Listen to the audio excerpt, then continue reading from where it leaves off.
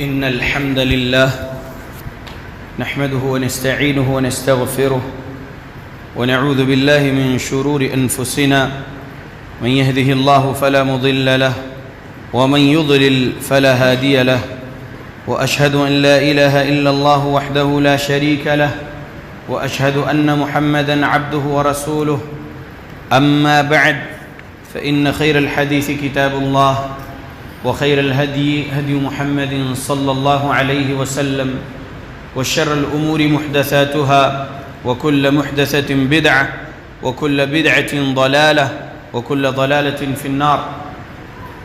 أعوذ بالله السميع العليم من الشيطان الرجيم من همزه ونفخه ونفثه. بسم الله الرحمن الرحيم. قاف والقرآن المجيد بل عجبوا أن جاءهم منذر منهم فقال الكافرون هذا شيء عجيب أإذا متنا وكنا ترابا ذلك رجع بعيد قد علمنا ما تنقص الأرض منهم وعندنا كتاب حفيظ بل كذبوا بالحق لما جاءهم فهم في أمر مريج أفلم ينظروا إلى السماء فوقهم كيف بنيناها وزيناها وما لها من فروج والأرض مددناها وألقينا فيها رواسي وأنبتنا فيها من كل زوج بهيج تبصرة وذكرى لكل عبد منيب ونزلنا من السماء ماء مباركا فأنبتنا به جنات وحب الحصيد والنخل باسقات لها طلع نضيد رزقا للعباد وأحيينا به بلدة ميتا كذلك الخروج كذبت قبلهم قوم نوح وأصحاب الرس وثمود وعاد وفرعون وإخوان لوط وأصحاب الأيكة وقوم تبع كل كذب الرسل فحق وعيد أفعينا بالخلق الأول بل هم في لبس من خلق جديد.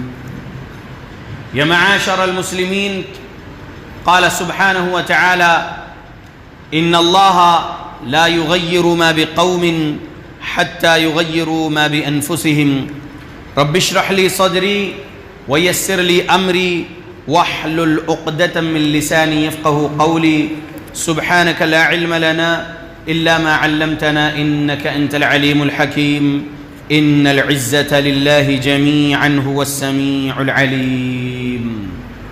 تمام قسم کی تعریفوں کا حقدار صرف اور صرف اللہ وحدہ لا شریک ہے. میں تعریف کرتا ہوں اس اللہ کی جس نے ساری کائنات کو 6 ایام میں بنا کر اپنے آپ کو عرش پہ مستوی کیا اور اس اللہ کا عرش 7 آسمانوں کے اوپر ہے. پڑھتا ہوں میں درود اور آپ سب بھی پڑھیں درود اللہ کے آخری نبی آخری رسول محمد صلی اللہ علیہ وسلم پر جس رحمت للعالمین پر درود پڑھنے کا حکم دیا ہے اللہ رب العالمین نے. اللہم صلی علی محمد وعلی آل محمد کما صلیت علی ابراہیم وعلی آل ابراہیم انکا حمید مجید. اللہم بارک علی محمد وعلی آل محمد کما بارکت علی ابراہیم وعلی آل ابراہیم انکا حمید مجید. سامعین، آج 9 اپریل 2021 کو یہاں مسجد علی حافظ بابا نگر حیدرآباد میں ہمارے خطبہ جمعہ کا عنوان ہے رمضان کے احکام اور مسائل. رمضان میں روزے رکھنے کا حکم دیا گیا ہے. رمضان میں زیادہ سے زیادہ صدقات خیرات پیارے رسول محمد صلی اللہ علیہ وسلم دیتے تھے اور نیکی کرنے کا حکم دیتے تھے. تو یہ بھی رمضان کے احکام میں سے ہے کہ ہم نفلی صدقات دیتے رہنا. فرض زکوٰۃ جو دیتے ہیں وہ ہمارے مال پر جو نصاب کو پہنچ چکا ہے اس مال پر 1 سال گزرنے پر دینا ہے. اب وہ 1 سال کسی بھی مہینے میں ہو رہا ہو تب آپ کو آپ کے مال کی زکوٰۃ نکالنا ہے. فرض زکوٰۃ کا تعلق خاص رمضان سے نہیں ہے، یہ بات ذہن میں رکھیے. نفلی صدقات بہت زیادہ نکال سکتے ہیں. تیسرا رمضان سے تعلق رکھنے والا کام وہ ہے تراویح یا قیام رمضان یا قیام اللیل یا تہجد، نام الگ الگ، نماز ایک۔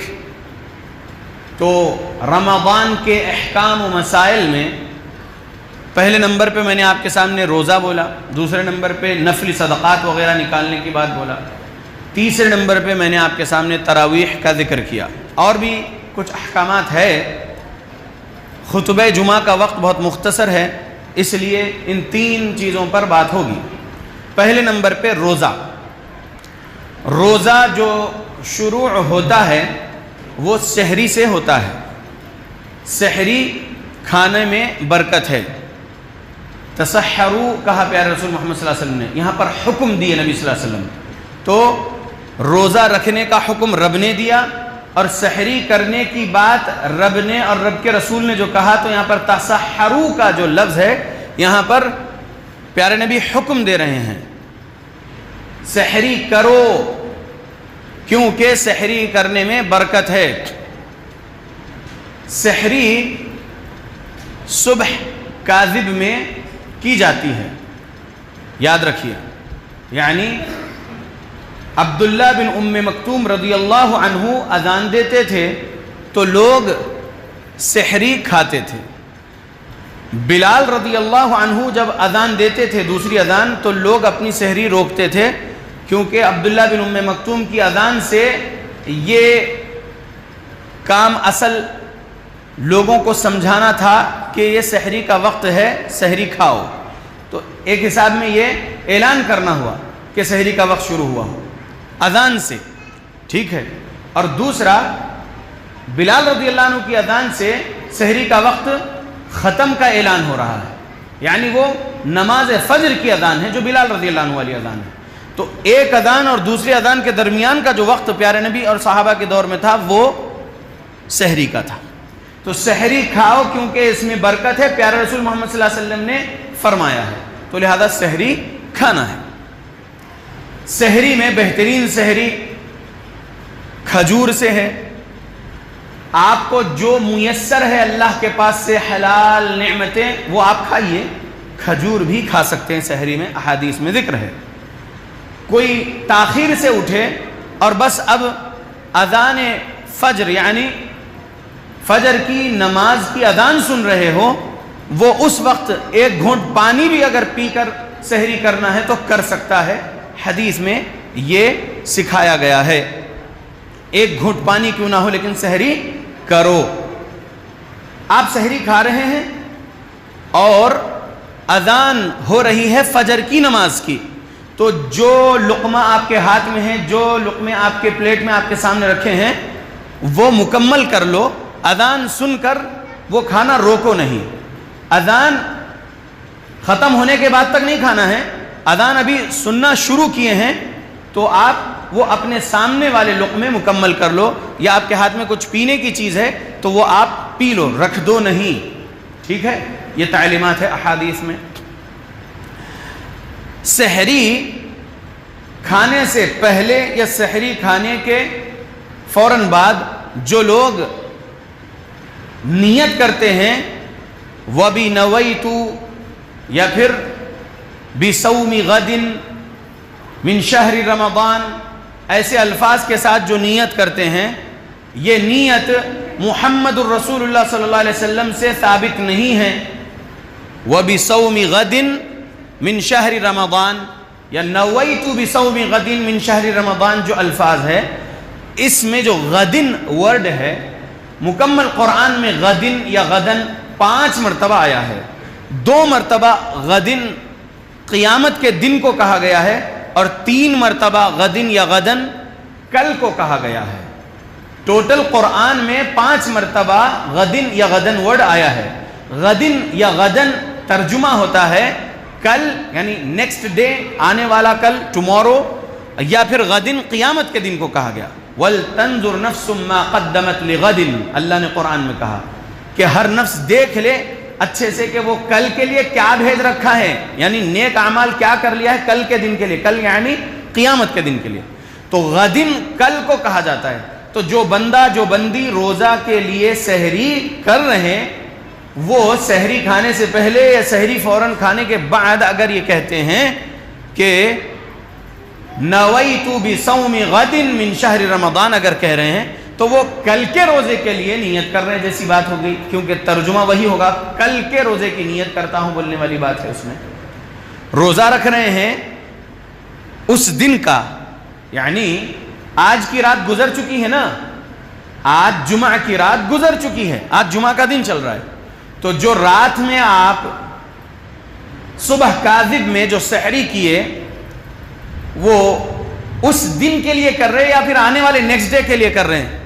اس دن کے لیے روزہ رکھنا ہے تو اس دن کی سحری کر رہے ہیں۔ تو یہ جو اردو ترجمے پر غور کریں گے، نویت بصوم غد من شہر رمضان، یہ الفاظ رسول اللہ صلی اللہ علیہ وسلم سے ثابت نہیں ہے، پیارے رسول محمد صلی اللہ علیہ وسلم کے صحابہ اکرام رضی اللہ عنہ سے ثابت نہیں ہے، تابعین رحمہم اللہ سے ثابت نہیں ہے، تبع تابعین رحمہم اللہ سے ثابت نہیں ہے، امام ابو حنیفہ رحمۃ اللہ علیہ سے بھی ثابت نہیں ہے، امام مالک رحمۃ اللہ علیہ سے بھی ثابت نہیں ہے، امام شافعی رحمۃ اللہ علیہ سے ثابت نہیں ہے، امام احمد بن حنبل رحمۃ اللہ علیہ سے ثابت نہیں ہے۔ یعنی نہ نبی سے، نہ صحابہ سے، نہ تابعین سے، نہ تبع تابعین سے، نہ اماموں سے یہ دعا ثابت نہیں ہے۔ یہ دعا انڈیا پاکستان کے مولویوں نے بنا رکھے ہیں جو بدعت والے مولوی ہیں، ٹھیک ہے؟ تو آپ لوگ یہ دعا نہیں پڑھنا۔ روزہ رکھنا ہے رب کی رضا کے لیے تو بدعت کے ساتھ روزہ نہ رکھو، بدعت ہے وہ دعا، وہ الفاظ زبان سے کہنا بدعت ہے۔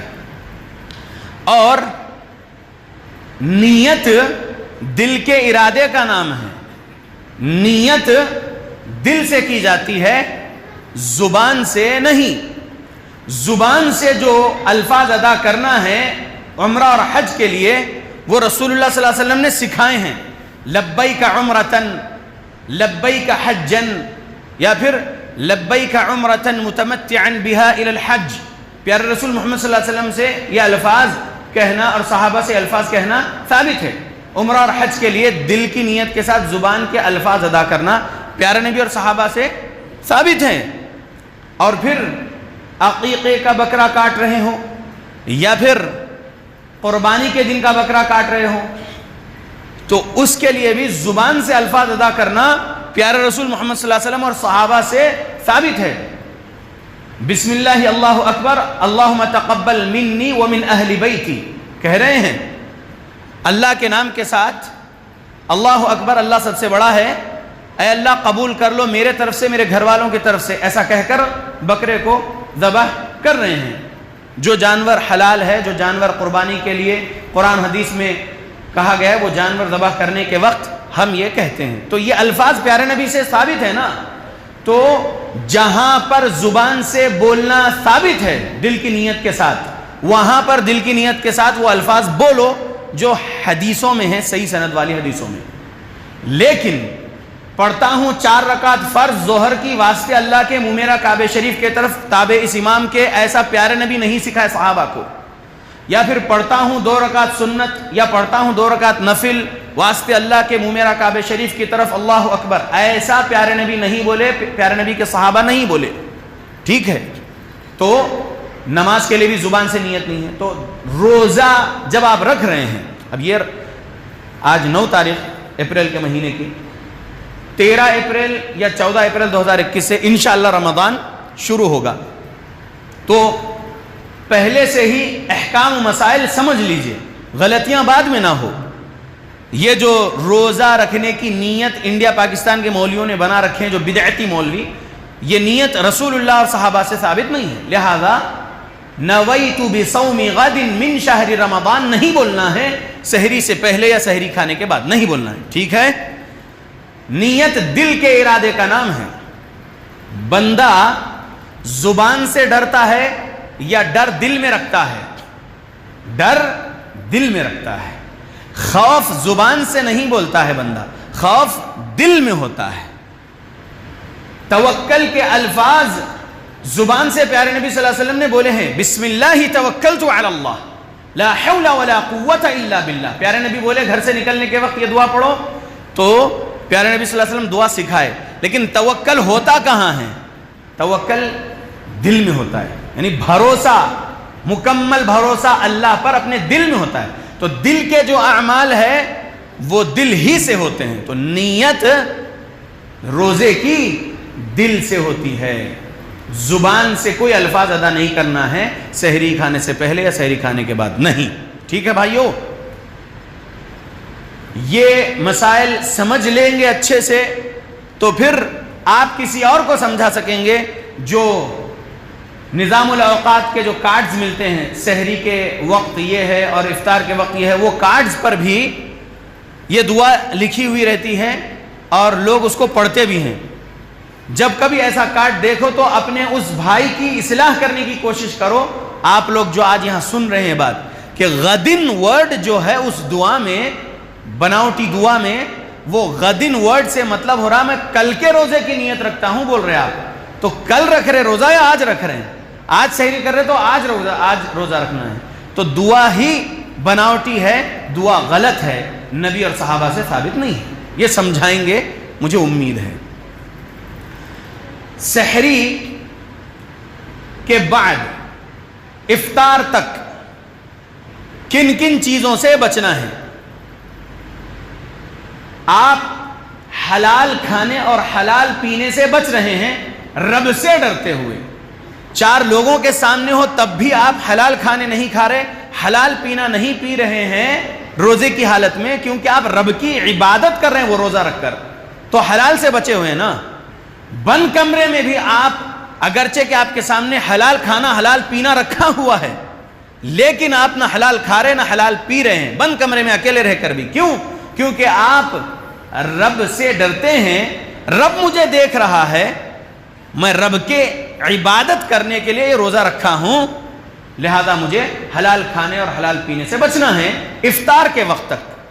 تو جس طریقے سے حلال کھانے اور حلال پینے والے چیزوں سے بچے ہیں سحری کر لینے کے بعد سے لے کر افطار کے وقت تک, تو دن بھر میں جھوٹ سے بھی بچنا ہے, چغلی سے بھی بچنا ہے, غیبت سے بھی بچنا ہے, گالی گلوچ سے بھی بچنا ہے. یہ تو 12 مہینوں میں ہر روز ان کاموں سے بچنا ہے. روزے کی حالت میں تو اور بھی زیادہ پوری کوشش کرنا ہے. ٹریفک میں ہو, پارکنگ ایریا میں ہو, گھر میں ہو, مسجد میں ہو, مدرسے میں ہو, دعوی سینٹر میں ہو, مارکیٹ میں ہو, جہاں کہیں ہو, کبھی کسی کی غلطی سے آپ کو غصہ آ جائے, آپ کو کچھ نقصان ہو جائے تو آپ کی زبان سے گالی نہیں نکلنا. آپ کہیں بیٹھے ہیں کسی مجلس میں تو چغلی غیبت وغیرہ نہیں ہونا, جھوٹے الزامات کسی پر نہیں لگانا. یہ حرام کاموں سے بچنا ہے. روزے کی حالت میں بہت زیادہ پوری کوشش کرتے ہوئے بچنا ہے. پورے 12 مہینوں میں بچنا ہے حرام کاموں سے, لیکن ان کبیرہ گناہوں سے اپنے آپ کو روزے کی حالت میں تو بہت زیادہ کوشش کرنا ہے بچانے کی اپنے آپ کو. 1903 نمبر کی حدیث صحیح بخاری میں ابو ہریرہ رضی اللہ عنہ سے روایت کردہ حدیث ہے. پیارے رسول محمد صلی اللہ علیہ وسلم فرمائے, من لم يدع قول الزور والعمل به فليس لله حاجة في ان يدع طعامه وشرابه. ترجمہ, پیارے نبی فرمائے جو بندہ جھوٹ بولنا اور جھوٹ پر عمل کرنا نہیں چھوڑتا تو اللہ کو کوئی ضرورت نہیں ہے ایسے بندے اور بندی کے کھانا پینا چھوڑنے کی. روزے کی حالت میں بندہ کھانا پینا تو چھوڑتا ہے نا افطار کے وقت تک, تو اللہ کو آپ کے کھانا پینا چھوڑنے کی کوئی ضرورت نہیں ہے اگر آپ جھوٹ بولنا اور جھوٹ پر عمل کرنا نہیں چھوڑ رہے ہیں. تو یہ صحیح بخاری حدیث نمبر 1903 ہے. لہذا اللہ کے بندو پوری کوشش کرنا ہے کہ جھوٹ نہیں بولنا ہے, جھوٹی گواہی نہیں دینا ہے, جھوٹے الزامات نہیں لگانا ہے, بہتان نہیں لگانا ہے, چغلی نہیں کرنا ہے, غیبت نہیں کرنا ہے. اللہ سے ڈرتے ہوئے اپنے آپ کی زندگی گزارنا ہے موت تک. ہر روز بچو ہر کبیرہ گناہ سے اللہ کے بندو. روزے کی حالت میں احتلام ہو جائے تو روزہ نہیں ٹوٹے گا, قے خودی سے آ جائے تو روزہ نہیں ٹوٹے گا, لیکن آپ منی خارج کرتے ہیں تو روزہ آپ باطل کر رہے ہیں, روزہ توڑ رہے ہیں. اور اگر آپ قصدن ارادے کے ساتھ الٹی کر رہے ہیں تو آپ روزہ توڑ رہے ہیں, ٹوٹ جائے گا روزہ. تو قے ہو جانے سے روزہ نہیں ٹوٹے گا, لیکن آپ قے کریں گے جان بوجھ کر تو روزہ توڑ رہے ہیں آپ. یہ بات ذہن میں رکھیے اللہ کے. جو بہنیں روزے کی حالت میں پکوان کر رہی ہیں اور وہ بھول گئی ہے کہ نمک ڈالی یا نہیں ڈالی، تو وہ بہنیں اگر وہ سالن یا وہ ڈش چکھ سکتی ہے، صرف اور صرف چکھنا مطلب یہ ہے کہ اس کے قطرات، وہ شوربہ وغیرہ کے چند قطرے اپنی ہتھیلی پہ لے کے اپنی زبان پہ لگائے، نمک ہے یا نہیں چیک کرنے کے لیے، اور پھر اس کو تھوک دے، ننگلے نہیں۔ حلق سے کوئی چیز نیچے جائے گی تو روزہ ٹوٹ جائے گا، تو وہ چکھ سکتی ہے۔ عبداللہ بن عباس رضی اللہ عنہ سے روایت کردہ حدیث میں یہ تعلیمات ملی ہے۔ تو اسی حدیث کے مطابق علماء حق، علماء ربانیین نے سمجھائے ہیں کہ اگر کوئی بندہ پیسٹ کر سکتا ہے، کرنا چاہتا ہے تو کرے، کیونکہ وہ حلق کے اندر نہیں جا رہا ہے۔ پیسٹ میں کچھ ٹیسٹ رہتا ہے نا، جو ٹوتھ برش ہے اس پر آپ جو پیسٹ لگاتے ہیں، ٹوتھ پیسٹ، اس میں کچھ ٹیسٹ رہتا ہے نا، مٹھاس یا تیز پن یا جو کچھ بھی، تو آپ وہ نگل نہیں رہے ہیں، وہ تھوک رہے ہیں۔ تو روزے کی حالت میں اگر کوئی برش کرنا چاہے تو کر سکتا ہے۔ کہاں سے ملا یہ سبق؟ تو اس حدیث سے کہ عورت جب کچھ بھول گئی ہے پکوان میں، نمک چکھنے کے لیے زبان پہ وہ چیز لگا کر اس کو تھوک سکتی ہے، تو پیسٹ بھی کیا جا سکتا ہے روزے کی حالت میں۔ یہ علماء حق سمجھائے ہیں۔ آگے بات دوسرے خطبے میں آئے گی۔ اللہ سے دعا کرتا ہوں اللہ ہم مسلمانوں کو قرآن و حدیث پڑھنے کی توفیق دے، قرآن و حدیث کو سلف صالحین کے مطابق سمجھ کر عمل کرنے کی توفیق دے ہماری موت تک، آمین۔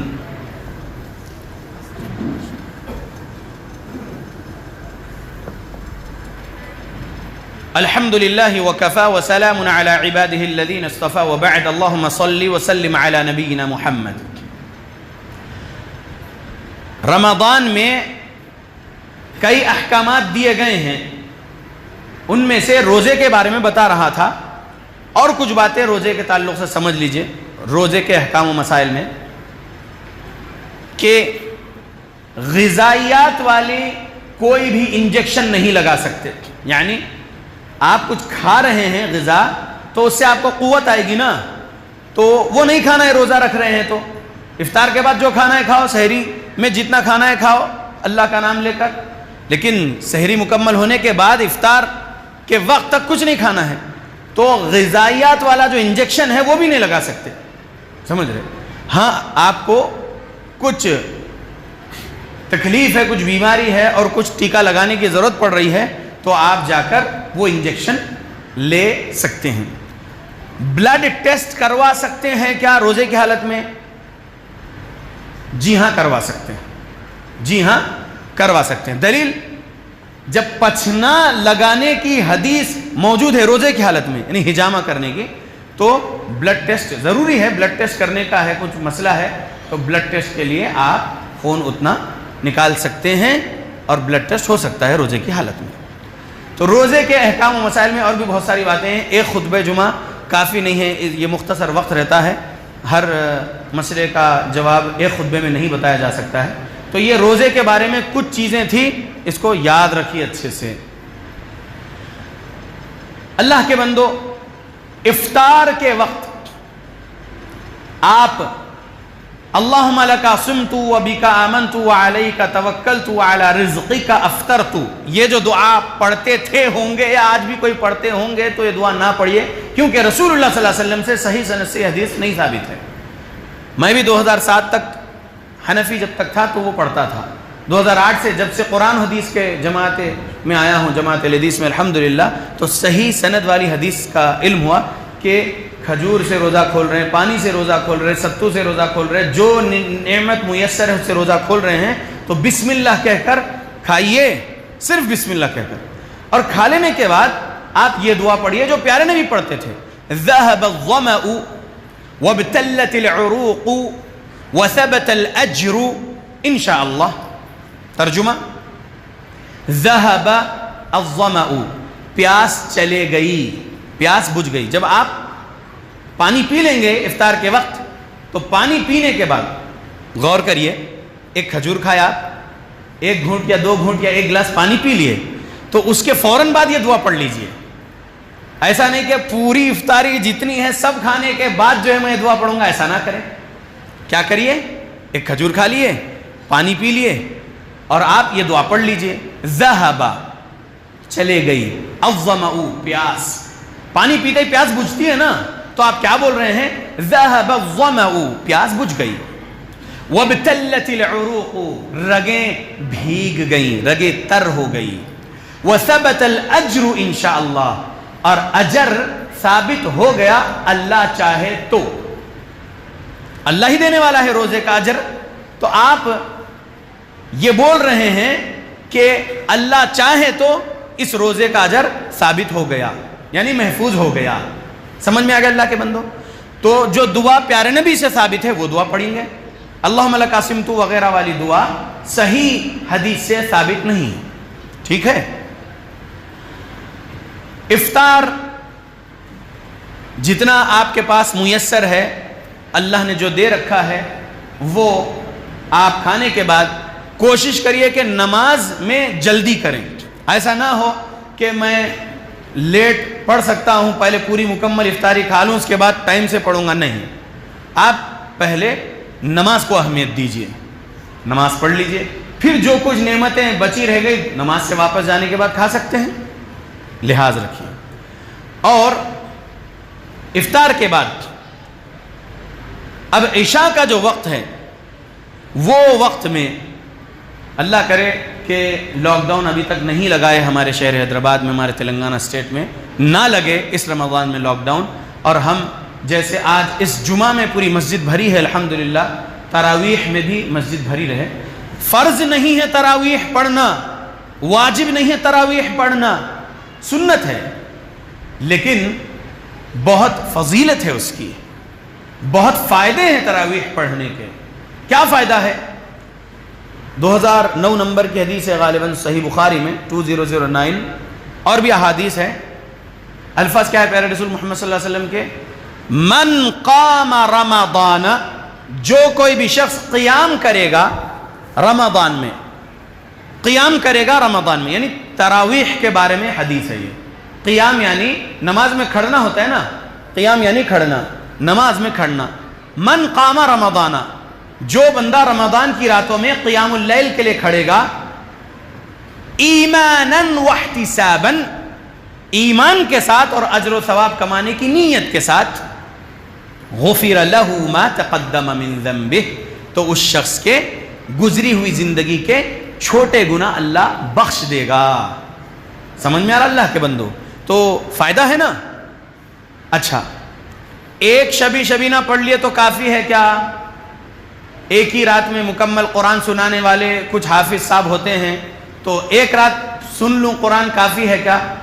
تو سوال میں یہ کروں گا, پیارے نبی کیا فرمائے؟ من قام رمضان, تو رمضان 29 اور 30 راتوں کا ہوتا ہے, 29 روزے 30 روزے ہوتے ہیں, صحیح.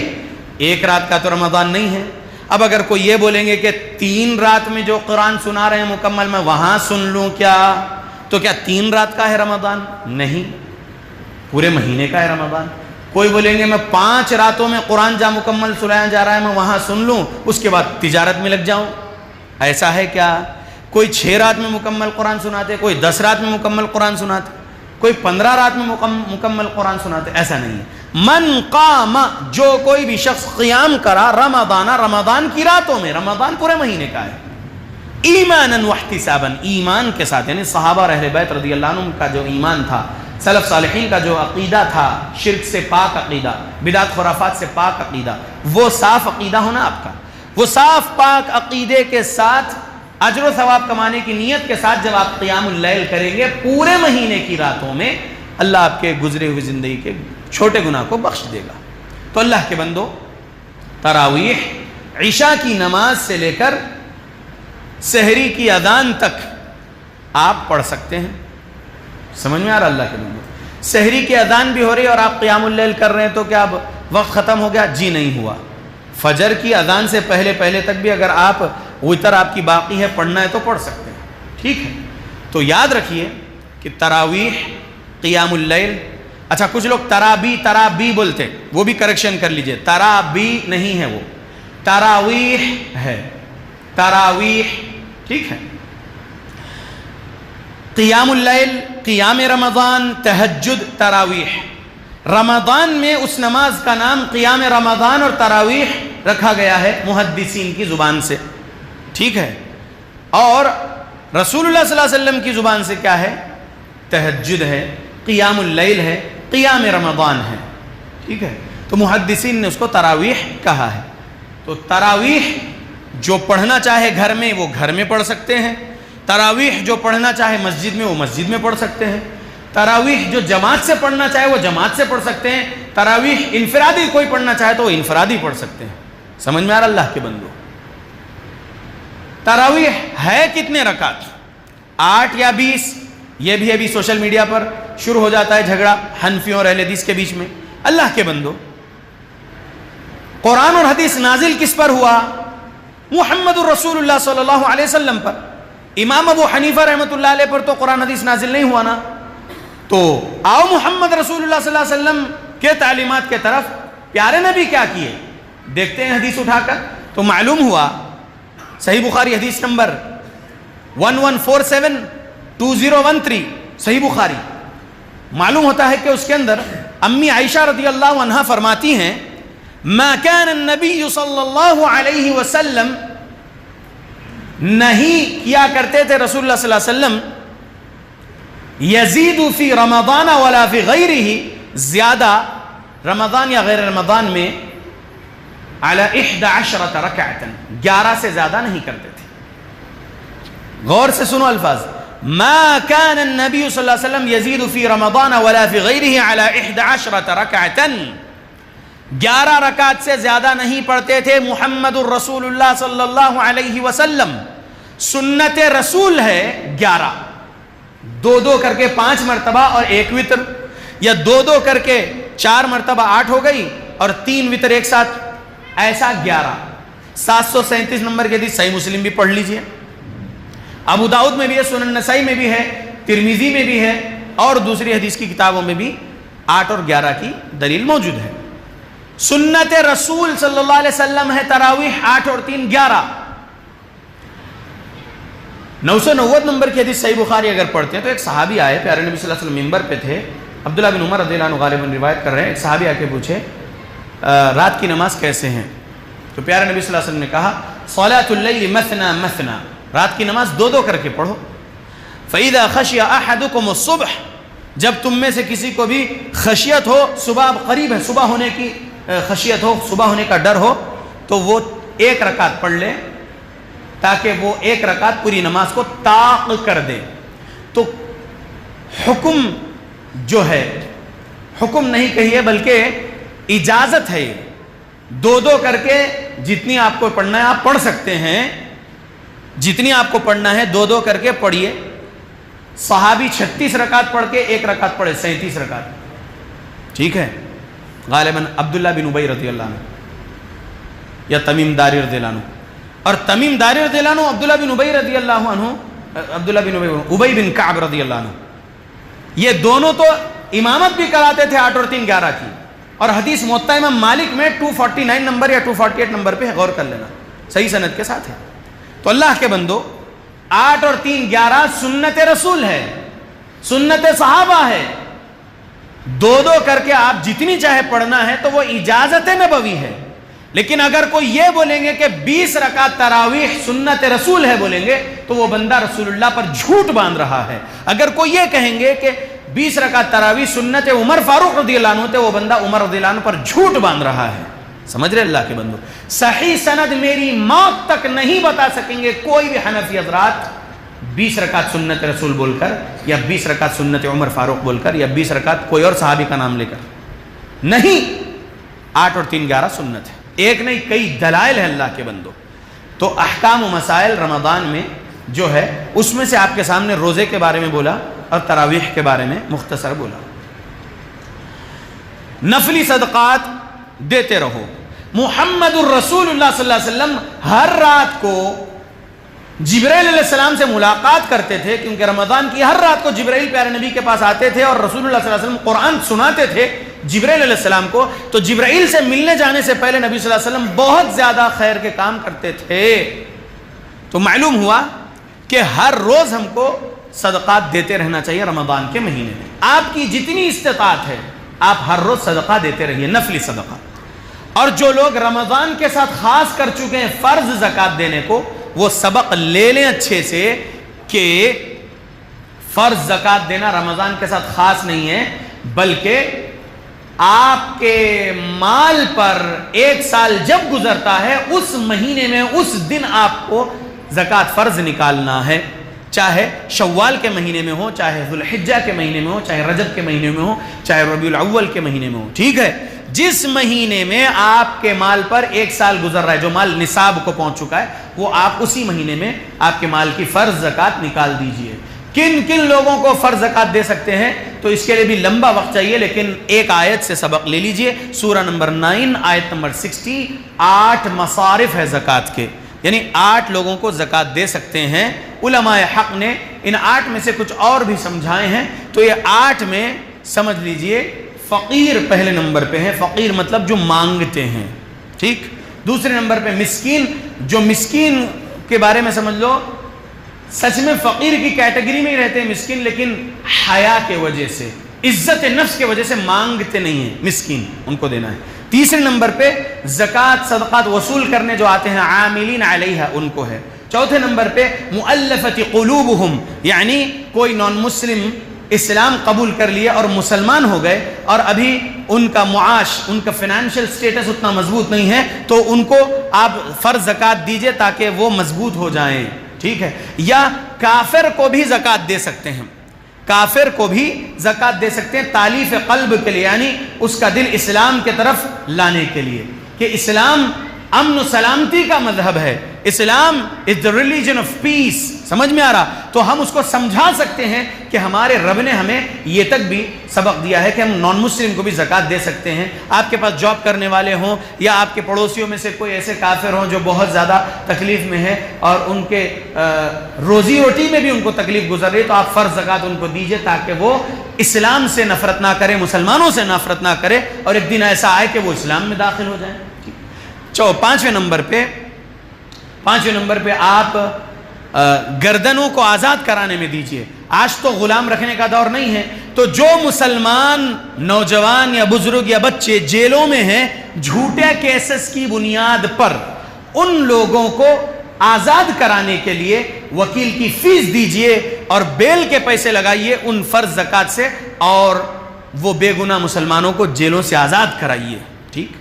اس کے بعد آپ کسی رشتہ دار کو یا کسی پڑوسی کو یا کسی دوست کو قرضے میں دیکھ رہے ہیں کہ وہ مقروض ہیں، آپ جان رہے ہیں کہ وہ بندہ قرضوں میں ہے، تو آپ کی فرض زکوٰۃ سے اس بندے کا قرضہ اتار دیجئے، اس کو بولیے یہ لو اور جا کے اپنے قرضوں کو ختم کرو، تو آپ اپنے دوست یا اپنے بھائی یا اپنے پڑوسی کو دے سکتے ہیں۔ اسی طریقے سے آپ فی سبیل اللہ دے سکتے ہیں۔ فی سبیل اللہ میں جہاد ہی سمجھائے ہیں مفسرین نے، محدثین نے، لیکن علماء نے فی سبیل اللہ میں اور بھی کچھ تفسیر اور تشریحات کیے ہیں۔ اس میں اگر کوئی اسلامک لٹریچر چھپا کر تقسیم کرنا چاہتے ہیں، نان مسلم کے پاس جا کر دینا چاہتے ہیں، تو بالکل دے سکتے ہیں۔ ایک شیطان صفت انسان اتر پردیش کا یتی نرسمہانند سرسوتی نام کا خبیث النفس، جو نیو دہلی میں پریس کلب آف انڈیا میں بیٹھ کر محمد الرسول اللہ صلی اللہ علیہ وسلم کی شان میں گستاخی کیا اور بکواس بکا، وہ خبیث کا ویڈیو جو یوٹیوب پر آیا ہوا ہے، فیس بک اور سوشل میڈیا کے پلیٹ فارمز پر آیا ہوا ہے، دیکھے ہوں گے، اس جیسے اور لوگ نہیں پیدا ہونا اور لوگوں کے پاس اسلام کے لیے نفرت نہیں رہنا، محمد رسول اللہ صلی اللہ علیہ وسلم کے نفرت نہیں رہنا، تو ایسوں کے پاس اسلامی لٹریچر پہنچائیے۔ فی سبیل اللہ میں فرض زکوٰۃ سے لٹریچر تیار کریے اباؤٹ محمد الرسول اللہ صلی اللہ علیہ وسلم، about the biography of Muhammad Rasulullah sallallahu alaihi wasallam, about the wives of Muhammad Rasulullah sallallahu alaihi wasallam, about the companions of Muhammad Rasulullah sallallahu alaihi wasallam. یہ انگلش میں ہو، مراٹھی میں ہو، تیلگو میں ہو، ہندی میں ہو، گجراتی میں ہو، تمل میں ہو، بنگالی میں ہو، جس لینگویج میں ہو آپ چھپائیے اور نان مسلمز تک پہنچائیے کہ ہمارے محمد الرسول اللہ صلی اللہ علیہ وسلم صرف ہم مسلمانوں کے نہیں ہیں بلکہ پوری انسانیت کے لیے. اور آگے بولوں تو وَمَا أَرْسَلْنَاكَ إِلَّا رَحْمَةً لِلْعَالَمِينَ، ہمارے نبی پورے یونیورس کے لیے مرسی ہے، مرسی فار دی یونیورس کہا ہمارے نبی کو ہمارے اللہ نے. تو ہم یہ اسلامک لٹریچر اسلام کے بارے میں ہو، محمد الرسول اللہ صلی اللہ علیہ وسلم کے بارے میں ہو، اللہ کے بارے میں ہو، ہم ویسے لوگوں تک پہنچانا جو اسلام سے دشمنی کر رہے یا اسلام سے دشمنی نہیں بھی کرنے والوں تک ہم پہنچانا ہے.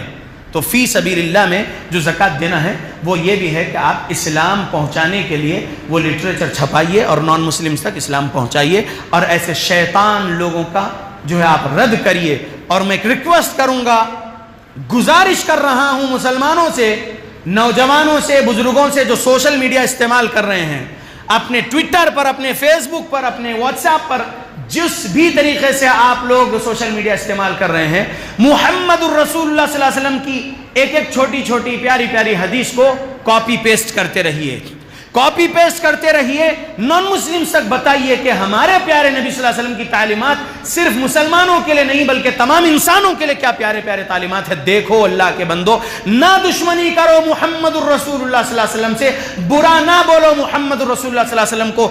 اگر برا بولو گے، یہاں تو اسلامی شریعت نہیں ہے، اگر اسلامی شریعت ہوتی تو اس نرسمہانند کا جو ہے سر الگ کر دیا جاتا حکومت کے طرف سے.